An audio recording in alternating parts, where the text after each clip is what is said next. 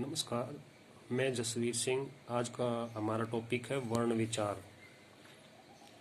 जैसे चित्र में दिया गया है, आज बारिश आने वाली है।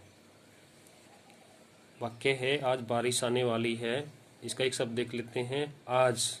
आ प्लस जा प्लस आ। अब ये वर्ण हैं, इनके बारे में थोड़ा समझते हैं। वर्ण भाषा का आधार है। वर्णों के और टुकड़े नहीं किए जा सकते। हर भाषा में वर्णों की संख्या अलग अलग होती है। वर्णों की संख्या कम ज़्यादा हो सकती है। वर्णों के मेल से ही शब्द बनते हैं।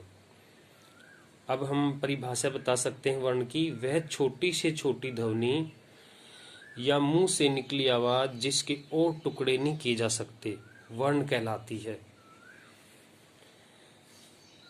तो वर्ण भाषा का आधार है। वर्णों से ही शब्द बनते हैं, शब्दों से वाक्य बनते हैं और वाक्यों से फिर साहित्य बनता है। अब हम वर्णमाला की बात करते हैं। हिंदी वर्णमाला, जब सभी वर्ण क्रमबद्ध समूह में लिखे होते हैं तो वर्णमाला कहलाती है। हिंदी की वर्णमाला इस प्रकार है, जैसे स्वर हैं पहले, फिर व्यंजन हैं। तो ये आप देख सकते हैं, ये व्यवस्थित वर्ण क्रमबद्ध समूह में देखे जा सकते हैं वर्णमाला के रूप में। इनको हम बीच बीच में जब इनके बारे में पढ़ेंगे तब अच्छी तरह से जानेंगे। अभी वर्ण के दो भेद होते हैं, ये जान लेते हैं, स्वर और व्यंजन। स्वर, जिन वर्णों के उच्चारण में मुख से निकलने वाली वायु बिना किसी रुकावट के बाहर निकलती है, उन्हें स्वर कहते हैं। हिंदी वर्णमाला में 11 स्वर हैं। ये वर्णमाला है, इसमें 11 स्वर आप देख सकते हैं। ए, आ, ई, उ, री, ए, ऐ, ओ, औ। ये 11 स्वर जो हैं, सुरों के भेद अब हम जानेंगे। सुरों को दो भागों में बांटा गया है। ह्रस्व स्वर, यानी जिन स्वरों के उच्चारण में कम से कम समय लगता है, उन्हें ह्रस्व स्वर कहते हैं। हिंदी वर्णमाला में 4 ह्रस्व स्वर हैं, अ, ई, उ और री। ह्रस्व स्वरों को मूल स्वर भी कहते हैं। री लिखित वर्णमाला में तो स्वर है, परंतु इसका उच्चारण री व्यंजन की तरह होता है। अब दीर्घ स्वर, जो स्वर ह्रस्व स्वर की अपेक्षा बोलने में लगभग दुगना समय लेते हैं, उन्हें दीर्घ स्वर कहते हैं। हिंदी वर्णमाला में 7 दीर्घ स्वर हैं। आ, ई, उ, ए, ऐ, ओ, औ। इन्हें गुरु अथवा द्विमात्रिक स्वर भी कहा जाता है। अब हमने स्वर के दो भेद तो पढ़े, लेकिन स्वर की जो परिभाषा है उसको एक बार समझने की कोशिश करें। जिन वर्णों के उच्चारण में मुख से निकलने वाली वायु बिना किसी रुकावट के बाहर निकलती है, जैसे अ, आ, ई, उ। आसानी से हम इनको बिना अटके, वायु इसमें अटकती नहीं है निकलते समय मुंह से, ये आराम से बोले जा सकते हैं। ए, आ, ई, उ, ए, ऐ, ओ, औ। ये ऐसे इन्हें, तो ये पहचान है इनकी। अब हम बात करते हैं व्यंजन की।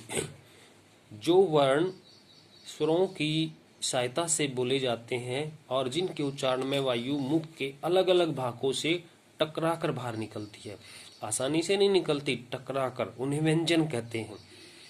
स्वर और व्यंजन में ये भेद है। जैसे क, ख, ग, घ, ड़, च, छ आदि, इनकी संख्या 33 है। अब 11 स्वर वो हो गए, 33 ये हो गए, तो कितने हो गए? 44। और इसमें जो है संयुक्ताक्षर शामिल है, अयोगवा, अनुनासिक, ये सारे जो है 52-53 जो है गिने जाते हैं वर्ण हिंदी वर्णमाला में।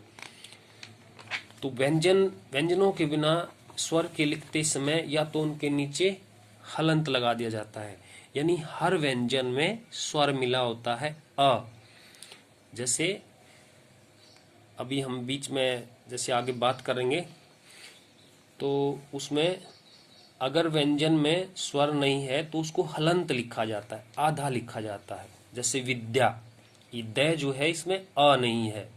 वक्त, आधा का है, इसमें अ नहीं है। शुद्ध, ये भी द में अ नहीं है।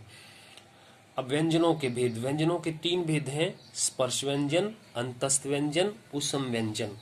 स्पर्श व्यंजन, जिन व्यंजनों के उच्चारण में वायुमुख के विभिन्न भागों जैसे कंठ, तालु, दंत, मूर्धा आदि को स्पर्श करती बाहर निकलती है उन्हें स्पर्श व्यंजन कहते हैं। कै से मैं तक सभी व्यंजन स्पर्श व्यंजन है। ये कै से मैं तक यहाँ दे रखे हैं। इन्हें 5 भागों में बांटा गया है और हर वर्ग का नाम वर्ग के पहले वर्ण के नाम पर रखा गया है। इनकी संख्या 25 है, यानी 5-5 वर्ण है एक लाइन में, 5 लाइन जो है देखी जा सकती है। जैसे का वर्ग है, चा वर्ग है, टा वर्ग है, ता वर्ग है, पा वर्ग है। ये कंठ जो है ये कंठ से बोले जाते हैं, ये तालु से, मूर्धा से, दंत से, होश से जो है। इनमें इनके उच्चारण में जीभ जो है जैसे कंठ में वो स्पर्श करती है, इसमें तालु में, इसमें मूर्धा में, इसमें दांतों में, होस्ट जैसे थोड़ा समझ सकते हैं। पा तो होस्ट जो है, ता दांतों पर जीभ लगेगी जैसे टा, टा ये मुंह के ऊपरी हिस्से में मूर्धा, च ये तालु जहाँ है, क ख ये कंठ में। तो अंतस्थ व्यंजन जिन व्यंजनों के उच्चारण में जीभ मुख के किसी भी भाग को पूरी तरह स्पर्श नहीं करती उन्हें अंतस्थ व्यंजन कहते हैं। य, र, ल, व ये अंतस्थ है, किसी को भी नहीं छूती इसमें जीभ। उष्म व्यंजन, जिन व्यंजनों का उच्चारण करते समय मुख में उष्मा पैदा होती है, इसी से नाम पड़ा इनका। उष्मा यानी गर्मी पैदा होती है और श्वास तेजी से आती है, उनको उष्म व्यंजन कहते हैं। जैसे शा, सा, शा, हा। अतिरिक्त व्यंजन, जिन व्यंजनों के